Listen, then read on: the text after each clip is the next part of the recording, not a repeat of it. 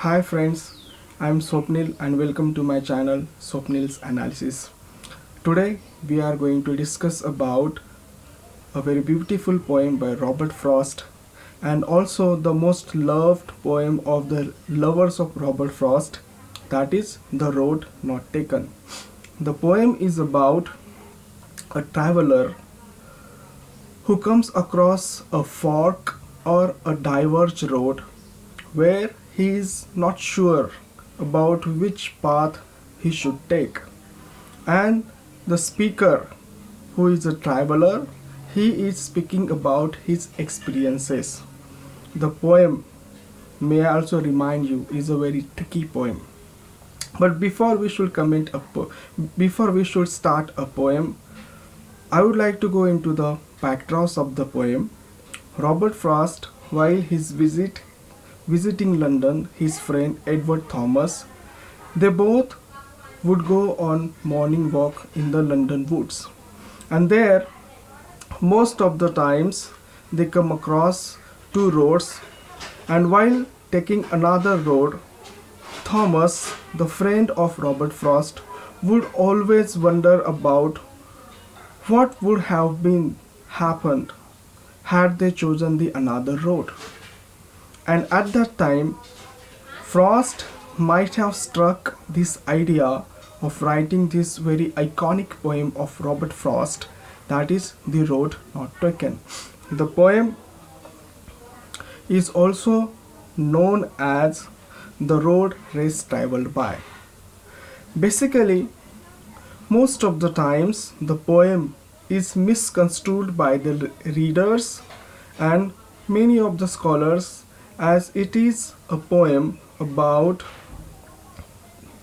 the inspiration, about the path one chooses in life, or about the career people selects for their life or for the success. No, the poem is not about that. The poem, as I have said earlier, is a tricky one, and this tricky part of the poem we shall discuss towards the end of the poem. So therefore, let us start the poem. Poem is divided into the four stanzas of 5 lines, and the rhyming scheme of the poem is A B A A B. It's very simple, and the poem is also written in a very simple line, simple words. That is the trademark of Robert Frost. So the first stanza here is that two roads diverged in a yellow wood, and sorry I could not travel both. And be one traveler, long I stood, and looked down one as far as I could, to where it bent in the undergrowth. So here, the traveler, he came across a diverged road where the road is divided into two paths. And here he is walking through the yellow woods. Now yellow here symbolizes youth, symbolizes sunshine, and also symbolizes the fall. So here he is confused that which path he should select or which path he should walk upon, because here he is the lone traveler. Because in the line number 3 of the first stanza he says that, and be one traveler, long I stood. So there was no one that he would ask which road he should walk upon. Therefore what he did, he stood there and he just observed the two paths as long as good or as possible for him. So therefore what he observed, that has been told to us in the second stanza. The poem is, as I have told you earlier, is very simple. Then took the other, as just as fair, and having perhaps the better claim, because it was grassy and wanted wear. Though as for that passing there, had warned them really about the same. So after a very long thought, after a very deep pondering, he decided to take the another road. to walk on the road which was less traveled by, which had the grass, a layer of grass upon it, and which required walking, which required that people they must walk upon it. So what happens in our life, what Frost here for the initially first three stanza, he is a kind of in his traditional way a philosophical, that he is here saying that if you want to be successful in life, you have to behave or you have to think out of the box. Here the traveler, he has chosen the road which is less traveled by, which had grass upon it, and which required that people must walk upon it. So therefore the first road which was used by many of the people, the path used by many of the people, here traveler decided, no, I am not going to use the path used by so many people. I am going to walk on the path which has not been used by many people, hoping that this path would guarantee him the success. Because initially why he chose the different path, it is only because it required that people they must use. Therefore he has used the word here that grassy and wanted wear, that has not been used by many people. So he might have thought that if I use this path, then definitely I would be a successful person. The poem overall is about the choices one has to make at a very critical situation of one's life. That is the simple. Only for the first stanzas, because the fourth stanza is the tricky part of the poem. So here, after walking on that path, he realized that there is no such a thing. This path is the very identical or very similar to the other path which he had been walking upon. So here the speaker, who is a traveler, he knows very well which road is suitable for him or which road is not. Means for instance, he is an expert. Traveler means who has the experience of traveling a lot. He is not a layman. Means for instance, if someone is a cricketer, he knows very well about the cricket. If someone is a footballer, then he knows very well about the football. Same is at the tennis. So here he is a traveler. Means he is very well aware of the roads, and therefore why he has chosen the other road, it is only because he had thought that if I select this road which is not traveled by many people, maybe I will be a successful person. Because in the end, in our life, what we want to do, we want to achieve a success which has not been achieved by other people. That is the aim of our human life. Okay, the same thing here thought by the traveler. Now in the third stanza, and both that morning equally lay, in the leaves no step had trodden back. Oh, I kept the first for another day. Yet knowing how way leads on to way, I doubted if I should ever come back. So while walking on that other path, he was thinking about the first path which he had not chosen. And therefore he says that on that morning there were two roads and I chose the other road.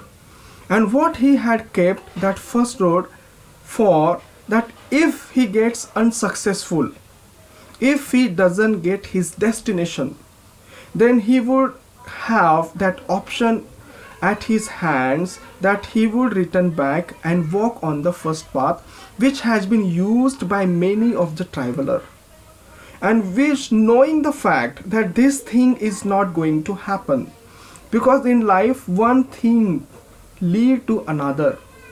So he was very well aware that what was going to happen if he selects the other path, the path which has not been used by many people. So, and again back of the mind, he was thinking, okay, if I get unsuccessful, if I receive failure, then I have this option open, that okay, I can anytime return back and start walking on that first path. So by keeping all his options open, he has decided to select the other path, and now he has started walking. But he also doubts that whether he would ever come back, because he himself also was not sure whether the path he was walking on suitable for him, safe for him, or would guarantee him a success. Therefore, the last line of the third stanza is, I doubted if I should ever come back. What if I die? What if I never come back? Then what will happen? He was also doubting this fact. Now, the trickier part which I have spoken earlier or the beginning of this video is that the trickier part here is that for the first three stanzas, we feel that poem is a bit philosophical. There is a kind of a message. No, there is no kind of message here. Frost, he has just written this poem just to answer back his friend Edward Thomas that there is nothing happens if you do not select a path.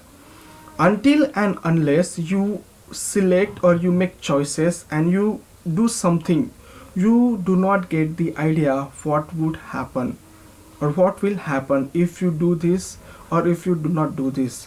So one must take a risk. The poem is about that a man, he must take a risk to know what exactly happens rather than following the traditional ways or traditional ideas. That is the thing here. So here the fourth stanza begins, I shall be telling with a sigh, somewhere ages and ages hence, two roads diverged in a wood, and I took the one less traveled by, and that has made all the difference.